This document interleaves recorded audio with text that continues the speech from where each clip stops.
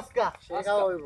এ শুনো, হ্যাঁ চাল আনলাম, তেল মশলা সব আনা হয়েছে, মাছকো। মাছ তো খলিল ভাই রান্নার কথা। আমরা তো জায়গা মতো আয়া বললাম খলিল ভাই খু। হ্যাঁ ও তাই নয় আমার কথা। উই যাইতাছে এলা হেদি খাইলাই। কি তোমরা দিছো ভাই বুঝছো মাছকো। মাছ কি আমি বাজার থেকে কিনা নামবড়া মুসনা ভাইতে তো হয়েছি মুসনা তা নামবড়া খালি দেশি মাছ খাইবা আর খালি আঙ্গুল দাঁড়বা। আলা রাখুন এলা, আগে মাছ লইয়া যাই।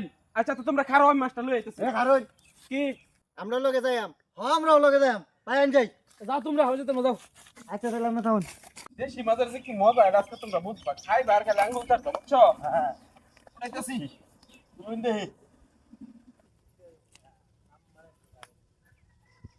মাছকো মাছ মনে রাত কি চুরে নিছে গা। এই তো আমি তো বুঝি না।